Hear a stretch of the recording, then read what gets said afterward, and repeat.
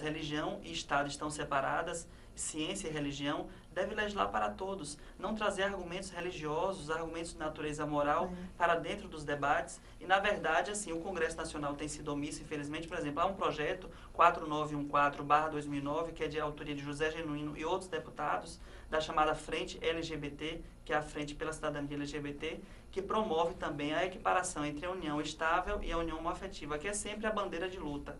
Porque os homossexuais não estão pleiteando tanto. Tem gente que pensa que é casamento, que é véu, grinalda, nada disso. Na realidade, são direitos iguais. Direitos de convivência igual, para que não haja um problema de uma família que sempre teve preconceito com relação àquela união. Quando um morre, por exemplo, vai em busca do patrimônio daquele que ficou sobrevivente. Exatamente. Sabe que o senhor falou isso? Eu fiquei pensando assim, muitas vezes quando você fala nos homossexuais, nos gays, as pessoas só lembram do quê? Da passeata, daquela festividade que eles fazem, dessa parte festiva deles.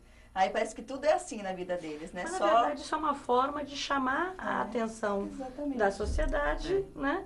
Para questões que merecem ser mais cuidadas. Né? Mas você percebe que fica mais essa irreverência, né? Essa coisa assim, parece que vem na frente. Vem na frente de toda uma causa. Sem esquecer toda a luta né, que eles enfrentam o tempo todo. Para se firmar, se legitimar. Quando o doutor Inés estava falando, Tatiana, sobre essa questão das igrejas, né? Eu estava lembrando de uma coisa que eu li, assim, falando da oposição da CNBB em relação a isso, né? Quando foi fazer a Arca de Noé, o que aconteceu? Pega um casalzinho de cada animalzinho, né? Fiquei lembrando disso. Mas passa justamente por aí, do crescei-vos e multiplicai-vos. Essa cultura heterossexual é a cultura judaico-cristã, que veio a partir da lei mosaica, né? Porque até então o homossexualismo era tão natural quanto o heterossexualismo, era uma questão do jeito de ser de cada um. Mas havia a necessidade de aumentar rapidamente uma população, que era a população judaica. E daí se instituiu a cultura heterossexual e se passou a tratar a homossexualidade, na época, como homossexualismo, ou seja, uma espécie de doença moral, social, patológica. Chamada na época de sodomia. Exatamente.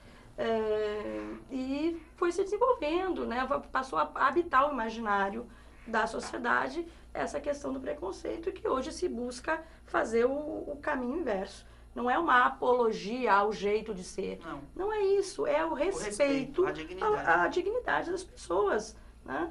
Enfim, passa por aí. A aceitação mesmo. A aceitação que existe. Porque é natural. Mas é inerente ao ser humano. A gente percebe que muitas pessoas sabem que você está vendo, mas você está rejeitando, Não, mas é porque as pessoas têm medo. Eu acho que isso é medo. Você perguntou do preconceito, né?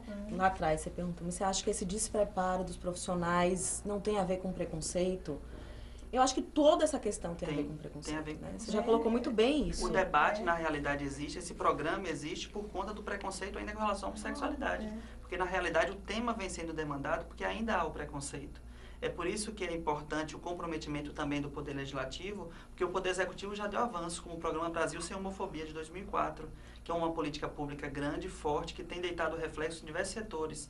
E o Poder Judiciário vem fazendo, e vários doutrinadores dizem isso, o papel que deveria ser do legislador, ou seja, comatando a lacuna que existe no ordenamento jurídico para que essa lacuna seja suprida, para que a união homoafetiva seja considerada. Porque, na realidade, não existe ainda nenhuma lei federal que, direto ou indiretamente, possa regular essa união no Brasil. No momento, não há. Já há leis, assim, estaduais, municipais, vedando preconceito com relação à orientação sexual, enfim, constituições de estados, vários da federação, que já trazem a expressão orientação sexual, mas o professor José Afonso da Silva bem coloca isso aqui no território nacional. O constituinte, na época, em 88, teve medo, receio de incluir a expressão orientação sexual no rol, no artigo 3º, inciso 4º, daquela proibição de preconceito. Mas quando a Constituição fala que deve-se promover o bem de todos, sem preconceito de qualquer natureza ou quaisquer formas de discriminação, ali implicitamente já não podemos discriminar as pessoas por sua orientação sexual.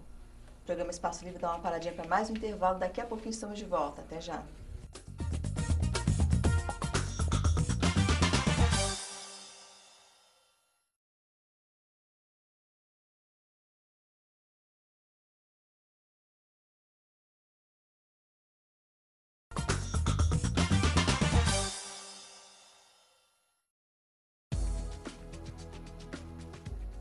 Estamos de volta com o programa Espaço Livre, falando sobre adoção por casais homossexuais.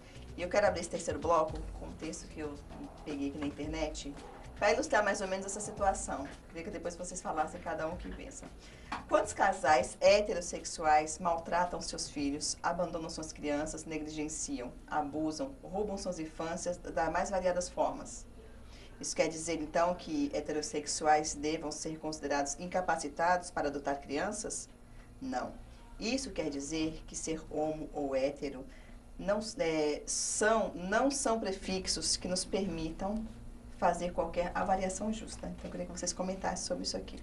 De fato, eu acho que isso foi um belo texto para você trazer nesse momento, porque a concessão ou não, né, da guarda de uma criança deve perpassar por outros tantos temas que não a orientação sexual dos pais, né? Tem casais homoafetivos que estão preparados, outros não, assim como casais heterossexuais que estão preparados e podem, né, tá assumindo esse papel e outros que não. Então, assim, acho que a gente se fixa muito num ponto que, na verdade, não é o primordial. E fica sendo trazido como sendo uma questão X, justamente pela coisa que a gente já falou nos outros quadros, né, que é o preconceito. É a falta de conhecimento e a falta de estudo sobre o tema. Quem trabalha na área da infância e da juventude sabe que a orientação afetivo-sexual não é segurança de absolutamente nada, nem de sucesso, nem de insucesso na educação daquela criança ou adolescente. Afinal de contas, é um traço personalíssimo, um direito fundamental expressar a afetividade. Isso é um direito já consagrado de todo ser humano, expressar sua afetividade, e não é segurança, porque há tanto pais homossexuais desequilibrados quanto heterossexuais também. E eu sempre digo e informo que não é a qualquer caso, namorico ou qualquer união que se vai deferir o pedido de adoção. A adoção tem uma série de requisitos legais que devem ser obedecidos, porque na realidade é uma forma de colocação irrevogável de uma criança ou adolescente a uma família substituta. E por essa razão é muito importante realmente que o Poder Judiciário seja criterioso. Seja criterioso realmente, lógico. Do que eu tenho notícia, os processos de adoção que envolvem casais homossexuais têm demorado um pouco mais, justamente por conta desse preconceito. As exigências têm sido maiores. Há as exigências legais processuais, como a doutora bem pode colocar, e há aquelas exigências ainda fruto um pouco do preconceito, por isso o estudo psicossocial demora um pouco mais. Mas eu concordo que realmente haja esse rigor, não pelo preconceito, mas porque é uma forma realmente de colocação definitiva daquela criança. Será filho de qualquer tipo, porque não há mais filho legítimo e ilegítimo. Então é preciso realmente que haja um cuidado e todo o rigor do Poder Judiciário para perceber se aquele casal, no caso de sendo um casal homoafetivo, tem realmente condições materiais, não só materiais, mas principalmente emocionais, se há estabilidade naquela união, porque pode haver instabilidade em qualquer tipo de união, independente de orientação sexual. E aí eu vou dizer que isso deve se estender também, né, aos casais heterossexuais, porque a gente tem visto aí as atrocidades pode que falar têm daquela acontecido. Procuradora aposentada. A Procuradora de Justiça. Pois é. Que está na mídia aí, né, enfim.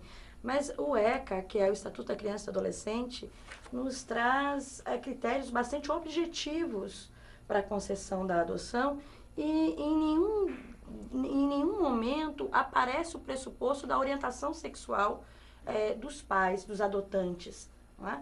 E sim pressupostos em que deve-se comprovar a sanidade mental, sanidade física, idoneidade moral, a questão socioeconômica, porque de alguma forma isto é importante também, não vai se retirar uma criança institucionalizada onde ela tem um mínimo de garantias materiais para ela passar necessidades fora, não é?